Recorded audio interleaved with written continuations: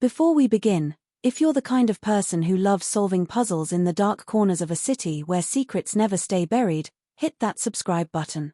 Because the story you're about to hear will make you question how much truth a single detail can hold, and how easily it can be overlooked. The night it all started, the rain came down like a warning, steady, cold, and colorless, washing over the quiet streets of Brookhaven, a small western town that prided itself on being peaceful. But peace has a way of lying. At 2:14 a.m., the calm shattered when a silver sedan fishtailed through an intersection, headlights flickering as it sped away from something unseen. 2 blocks behind it, an unmarked police SUV gave chase, sirens off, the detective inside gripping the wheel tight. Detective Marcus Hale had been on the force for 12 years, long enough to know when something didn't add up.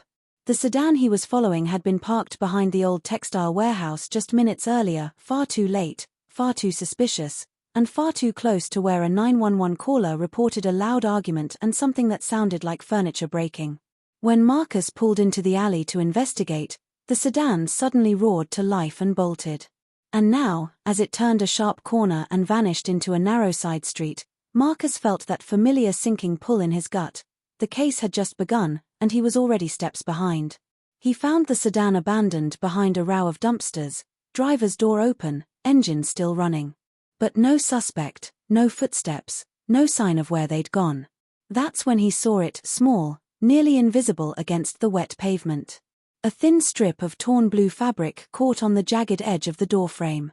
Nothing remarkable at first glance, but Marcus had learned that cases often hinge on moments no bigger than that. He pocketed the fabric and kept moving. The warehouse loomed ahead, massive, hollow, and long forgotten by anyone except the occasional trespasser. Its cracked windows reflected the streetlights like empty eyes. Marcus pushed open the side door and stepped inside. The smell of damp wood and old metal filled the air.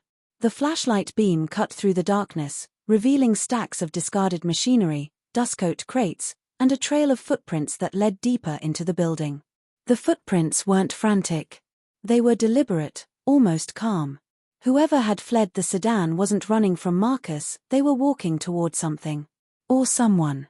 Marcus followed the tracks to the central loading bay. There, in the middle of the floor, surrounded by debris, lay a smartphone face down. The screen flickered faintly, as if it had survived a struggle. He crouched, careful not to disturb anything. The phone wasn't locked. A message thread was still open. The last text sent only minutes earlier. "I'm here. Don't be late." No name. No location tag. But the background photo caught his attention, a snapshot of the Brookhaven Riverwalk at dusk. A popular place. A public place.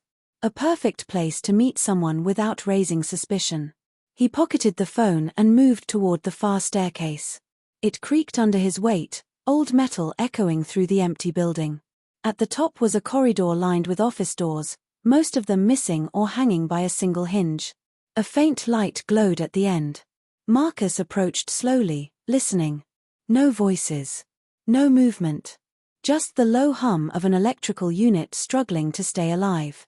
When he reached the final door, he nudged it open with his foot. Inside was a small office, once used for inventory management. Papers littered the floor. A tipped-over chair lay in the corner. And on the desk sat a leather wallet, clean, polished, unmistakably out of place in a building abandoned for over a decade. Marcus opened it. Inside was an ID card. Evan Cross. Age 32. Local financial analyst. No criminal record. No known enemies.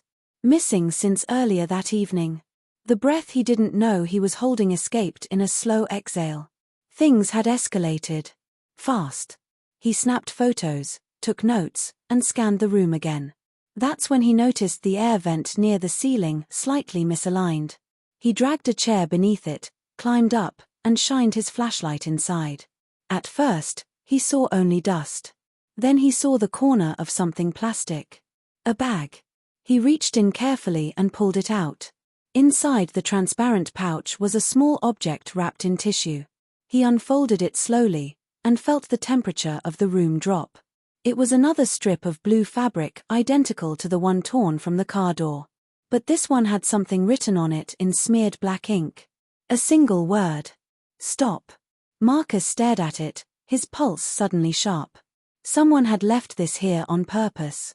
Someone who knew exactly what they were doing. And as he climbed down from the chair, the building suddenly felt smaller. Darker. Like he was no longer alone.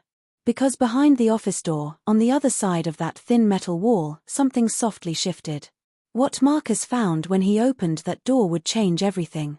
Detective Marcus Hale froze, his hand hovering just an inch from the door handle. The sound he heard wasn't the building settling. It wasn't wind. It was intentional, something soft, deliberate, like a foot shifting its weight or fabric brushing against metal.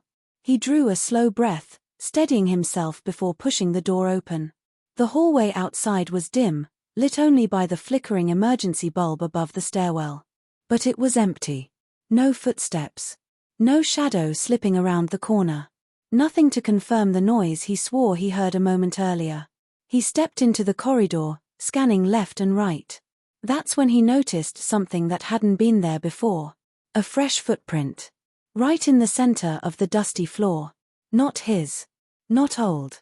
Recent. The shape was crisp, the tread distinctive, and it led toward the fire escape door at the far end of the corridor. Marcus followed it quickly, heart knocking against his ribs. But when he pushed the fire door open, the metal staircase outside was deserted. Cold air swept in, carrying the smell of rain and asphalt. The person had slipped away again. Down below, in the alley, only the faint sound of dripping water broke the silence. He scanned the perimeter with his flashlight. No movement. Whoever was here was watching him or staying just far enough ahead to avoid being caught. He set his jaw and returned inside, moving fast. He secured the blue fabric evidence in his bag and pocketed the wallet. But when he checked for the smartphone he had placed in his jacket pocket earlier, his breath stopped. The phone was gone. Not dropped. Not misplaced. Someone had taken it. The realization sent a cold, electric ripple across his skin. Someone had been close enough, bold enough, to reach into his pocket without him noticing. They were sending a message, and it wasn't subtle. Marcus swept the area again before finally exiting the warehouse. Blue and red police lights cut through the rain-soaked street as backup arrived. Officers canvassed the perimeter while Marcus briefed them, but the suspect had vanished into the night, leaving only those silent clues behind. At sunrise, Marcus was in the precinct conference room, analyzing the evidence. The torn fabric. The hidden message on the second strip. The abandoned sedan, which the tech team discovered had been reported stolen 3 days prior. And the missing man, Evan Cross, whose wallet was discovered sitting neatly on that dusty warehouse desk, as if placed for Marcus to find. But the part that gnawed at him most was the stolen phone. The last message, "I'm here. Don't be late," felt less like a conversation and more like an appointment. A scheduled moment. A meeting someone desperately didn't want police to understand. As he sifted through reports, the door opened and in walked Detective Lena Rowe, his partner, sharp-eyed and quick-thinking. "You look like you haven't slept," she said, dropping a fresh cup of coffee next to him. "I didn't," Marcus replied. "This whole thing feels staged." She raised an eyebrow. "Staged how?" "Someone wanted me to find those clues. The wallet, the fabric, the phone, all placed where I'd walk straight into them. And then they slip in close enough to steal the phone back." Lena frowned. "Why risk getting that close?" "That's what scares me," he murmured. "They wanted me to know." Before Lena could respond, Captain Ruiz walked in holding a file. "We pulled new security footage," he said. "From a convenience store near the Riverwalk. And you both need to see this." They followed him into the tech room, where a grainy video was paused on the screen. Ruiz hit play. In the footage, Evan Cross entered the store at 10:42 p.m., looking calm, carrying a small backpack. He bought a bottle of water, checked his watch, and walked out. But seconds later, another figure entered the frame. A person wearing a hooded jacket, hands in pockets, head down. The angle blocked their face, but the detail that mattered wasn't the face. It was the sleeve. Blue. The same shade as the fabric found in the car door. The figure paused at the entrance, glancing in the direction Evan had gone. Then they followed him out of view. Marcus and Lena exchanged a glance, tight, uneasy. Do we have footage of where they went next? Marcus asked. Ruiz shook his head. Cameras on that street were down. But there's more. He advanced the footage several minutes. At 10:49 p.m., the hooded figure passed by the store again, this time walking the opposite direction. But something was different. The figure wasn't alone. They were dragging Evan Cross. Barely conscious. Struggling weakly.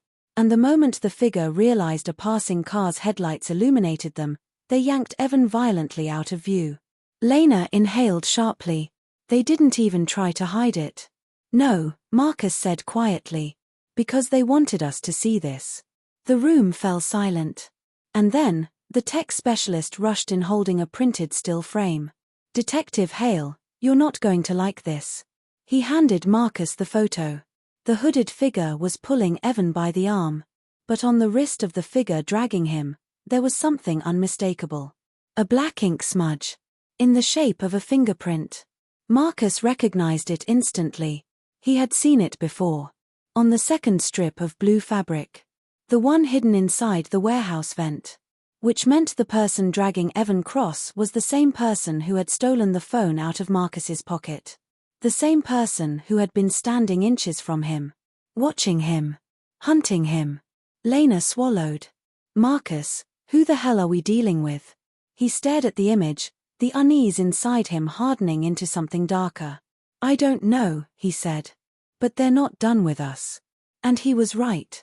Because as he turned the photo over, he saw a handwritten message on the back, scrawled in thick black ink. 3 chilling words. You missed something. The message on the back of the photo hit Marcus like a punch to the ribs. You missed something. Not a threat.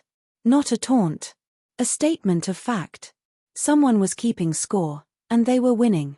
The precinct felt smaller that morning, filled with tension thick enough to taste. Rain beat lightly against the windows as Marcus and Lena pored over the evidence again, searching for the piece they'd overlooked. The blue fabric. The stolen phone. The footage of Evan being dragged away. Every detail had been deliberate, placed like breadcrumbs by someone who understood how investigators thought. Lena leaned over the table. If they were close enough to steal the phone, they were close enough to plant something else. Marcus nodded slowly. Which means whatever we missed, it's already in our hands. He picked up Evan's wallet again, flipping it open for the 5th time. Credit cards, a folded receipt, his ID. Nothing unusual until Marcus noticed the edges of the receipt looked too crisp. Not damp from the warehouse moisture. Not torn or aged. It wasn't old. It wasn't even from the night before. It was from that morning. A freshly printed receipt from a small gas station near the interstate. Time-stamped 6:12 a.m., 1 hour after Marcus had found the wallet. He stared at it, pulse climbing. Lena caught the change in his expression. What is it? This receipt. He set it on the table. It wasn't in the wallet when I first opened it. Her eyes widened. Someone put it there later. Which means, Marcus said quietly, they walked into the precinct. The gravity of that landed like a thunderclap. The suspect had stepped right into the building, past officers, past cameras, and planted evidence directly into Marcus's hands. Whoever they weren't hiding. They were circling. Marcus and Lena grabbed their gear and headed for the gas station. As they pulled off the interstate, the winds shifted, carrying cold air across the pavement. A single camera above the station's door blinked red, a welcome change after so many dead cameras. Inside, they met the clerk, a nervous young man who kept adjusting his glasses. You asked about a customer, he stammered. The one from the receipt. Marcus held up the timestamp. Did you see who bought this? The clerk nodded quickly. Yes. They paid cash. Hooded jacket. Blue sleeve. They didn't buy gas. They just stood outside for a while, like they were waiting for someone. Waiting? Lena asked. For who? The clerk swallowed. For you. Before either detective could respond, the clerk reached under the counter and pulled out a small envelope. They told me to give you this. Said you'd come. They didn't leave a name. Marcus took the envelope carefully. Inside was a single photograph. A picture of Evan Cross tied to a chair alive, eyes open, terrified but unharmed. Below it, another message in heavy black ink. He has something they want. Lena whispered, so this isn't random. Evan wasn't targeted for who he is, but for what he has. Marcus stared harder at the photo. The room behind Evan looked like a basement, concrete walls, no windows, exposed pipes. But the detail that caught his attention wasn't the room. It was the corner of a painting leaning against the wall behind Evan, a landscape of a river flowing under a bridge. Marcus knew that painting. Everyone in town did. It belonged to Evan's boss, financial consultant Richard Mallory, owner of a massive estate on the outskirts of Brookhaven. A man Evan worked directly under. A man who had reported Evan missing with suspicious calm. A man with a basement. By the time Marcus and Lena reached the property, the storm clouds had thickened, the sky turning bruised and heavy. The Mallory estate stood surrounded by trimmed hedges and tall iron gates, its windows dark and unwelcoming. No cars out front. No lights on. No movement. They moved quickly, silently, weapons holstered but ready. The back door was unlocked, too easy. Inside, the house felt abandoned, each room staged neatly, like someone preparing to leave at a moment's notice. The floorboards creaked as Lena checked the living room. If Mallory's behind this, why leave clues for us? Because he's not hiding from us, Marcus said. He's hiding from whoever's after Evan. They reached the basement door. Marcus opened it slowly. Cold air rushed up the stairs. They descended. The basement was dim, lit by a single hanging bulb that swayed slightly, casting shadows like moving shapes on the walls. In the center of the room sat the chair. Empty. But the ropes still lay on the floor, freshly cut. Evan had been here. Recently.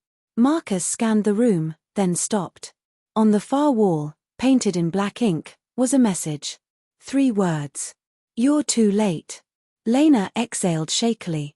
They moved him again. Marcus stepped closer. The ink was still wet. Whoever took Evan had been in the room minutes ago. As he turned, his foot brushed something small on the ground. A flash drive. He picked it up. The label was handwritten, "For you." Back in the squad car, Lena plugged it into her laptop. A single video file appeared. She hit play. Evan sat in a dim room, breathing hard. "Detective Hale, if you're watching this, they're close. I don't know who they are. I don't know what they want. They keep asking about files, financial files, from Mallory's company. But I never had them." He looked off screen, trembling. The person controlling this, they're not working alone. And they're always ahead. They said. The video glitched. Evan's eyes widened in terror. Then darkness. A new message appeared on the screen, white text on black. "The small detail you missed isn't in the case. It's in your team." Lena recoiled. What does that mean? Marcus felt the air drain from the car. Because he already knew. The stolen phone. The planted receipt. The perfect timing. The suspect always knowing where he'd be. Someone on the inside was feeding information to the criminal. Someone close. Too close. He looked slowly at Lena. And for the first time since they met, she wouldn't look back at him. A beat of silence stretched between them. Then Lena finally spoke, barely audible. "Marcus, we need to talk."